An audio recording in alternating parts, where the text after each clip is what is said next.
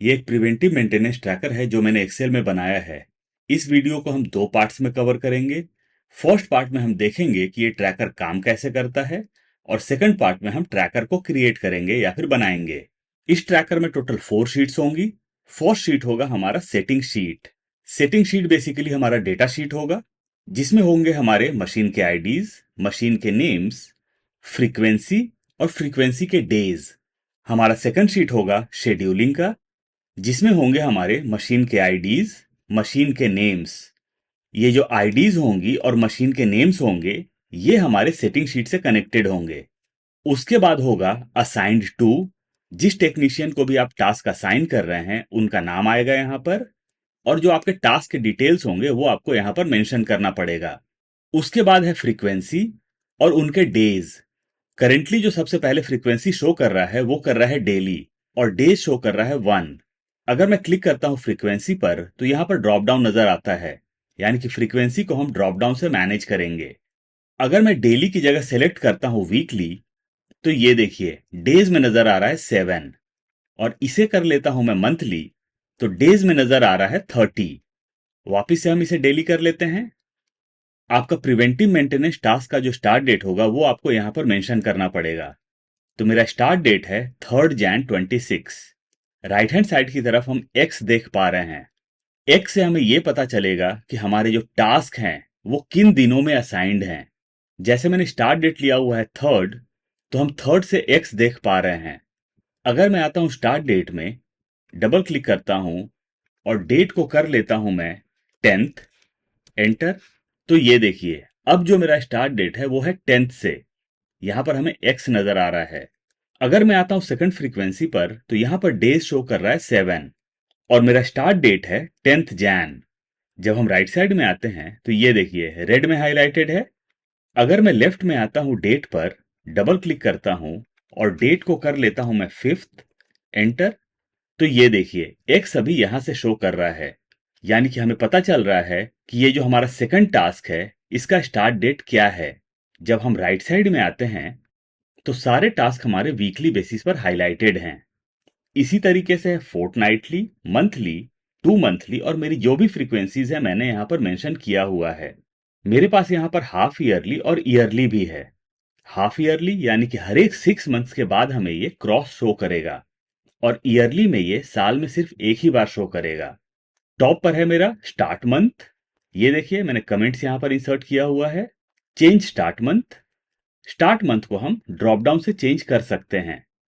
Currently मेरा start month है जनवरी, और यहां पर हम देख पा रहे हैं 1st Jan मेरा स्टार्ट डेट है। अगर मैं ड्रॉप डाउन से करता हूं मार्च, तो ये देखिए मार्च से ये चीजें हाईलाइटेड हैं। अगर मैं आता हूं स्टार्ट डेट में और 10th Jan की जगह कर लेता हूं मैं इसे 15th March, एंटर, तो ये देखिए मेरा शेड्यूलिंग पूरा चेंज हो चुका है। जब हम टॉप पर आते हैं तो यहां पर मेरे पास रेंज है, यानी कि ये शेड्यूल मेरा है मार्च 26 से लेके फेब 27 तक। अगर मैं आता हूं मंथ में और इसे कर लेता हूं मैं अप्रैल, तो ये देखिए टॉप पर हमारा जो मंथ का रेंज है वो चेंज हो चुका है ऑटोमेटिकली। जब हम नीचे की तरफ आते हैं तो यहां पर हैं हमारे पास डेट्स और डेज, और उसके बाद डेज के नंबर्स हैं हमारे पास। यहां पर मेरे पास डेट्स हैं 1st April से लेके 30th April तक, और इनका कलर अलग है। जब हमारा मंथ चेंज होगा तो हमारे सेल के कलर्स यहां पर अलग नजर आ रहे हैं। तो इस तरीके से हम डिफरेंशिएट कर सकते हैं कि हमारा मंथ चेंज कब हो रहा है। चलिए थोड़ा आगे की तरफ आते हैं। ये देखिए यहां पर मेरा अप्रैल एंड हो रहा है। उसके बाद मई का जो मंथ है उसका कलर डिफरेंट है। उसके बाद जून का मंथ यहां से स्टार्ट हो रहा है। तो हमारी जो शेड्यूलिंग होगी वो पूरे साल के लिए होगी, यानी कि 365 डेज के लिए। ये देखिए 365 डेज मैंने यहां पर लिया हुआ है। इनफैक्ट मैंने 366 डेज लिया हुआ है, क्योंकि जिन साल में लीप ईयर होगा वो भी यहां पर कवर हो जाएगा। आते हैं लेफ्ट में। हमारा सेकंड शीट है मार्क स्टेटस का। ये वाला शीट शेड्यूलिंग से कनेक्टेड है। जो भी शेड्यूलिंग हम फर्स्ट शीट में करेंगे वो यहां पर नजर आएगा, यानी कि हमें यहां पर मैनुअल एंट्री नहीं करनी है। जब भी हमारा टास्क पूरा हो जाए तो हमें आना है डेट्स में और क्लिक करना है शेड्यूलिंग पर। यहां पर ड्रॉप डाउन नजर आएगा। क्लिक करेंगे ड्रॉप डाउन पर, अगर काम पूरा हो चुका है तो हम सेलेक्ट करेंगे डन। ऑन होल्ड है तो हमें सेलेक्ट करना है OH। और अगर टास्क कैंसिल हो चुका है तो हमें सेलेक्ट करना है C। और काम अभी तक पूरा नहीं हुआ है तो हमें यहां पर कुछ भी सेलेक्ट नहीं करना है। अगर मैं टॉप पर देखता हूं तो पेंडिंग शो कर रहा है 838। डन है 0, ऑन होल्ड है 0 और कैंसिल भी है 0।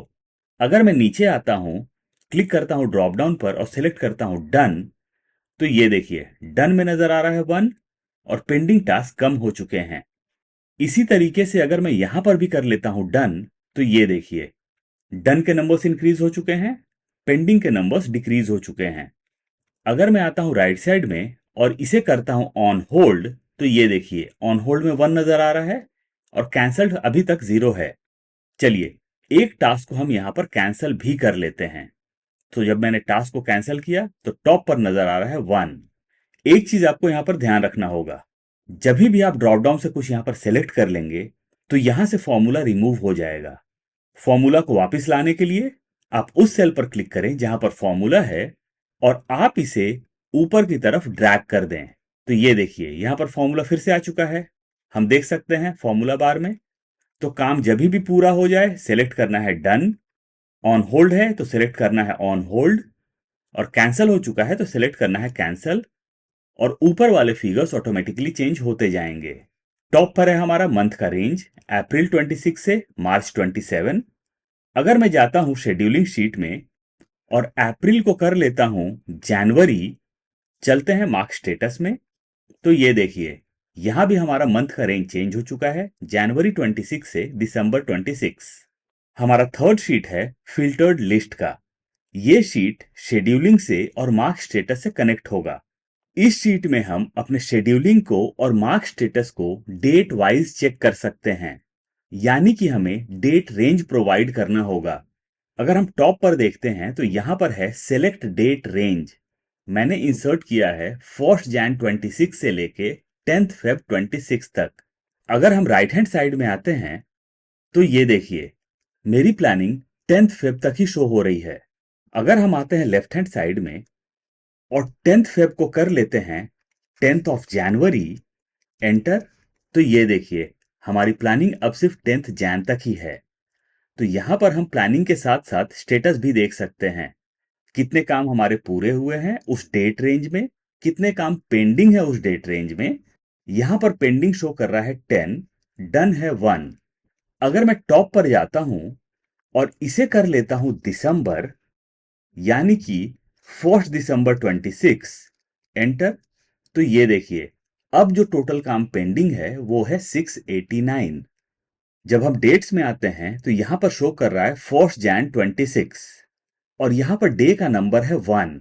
अगर हम टॉप पर जाते हैं और जैन को कर लेते हैं फेब, एंटर, तो ये देखिए यहां पर डेट आ चुका है 1 फेब और डे आ चुका है 32, यानी कि डे का नंबर है 32।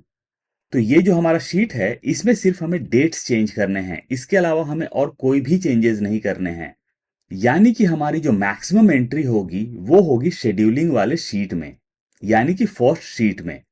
तो ये था हमारा पार्ट 1 जिसमें हमने देखा कि ये फॉर्मेट काम कैसे करता है। इनकेस आप इस फॉर्मेट को परचेज करना चाहते हैं तो मैं फाइल का लिंक डिस्क्रिप्शन बॉक्स में प्रोवाइड कर दूंगा और प्राइस भी प्रोवाइड कर दूंगा। और इन केस आप ये फॉर्मेट क्रिएट करना चाहते हैं तो आप इस वीडियो का सेकंड पार्ट जरूर देखें।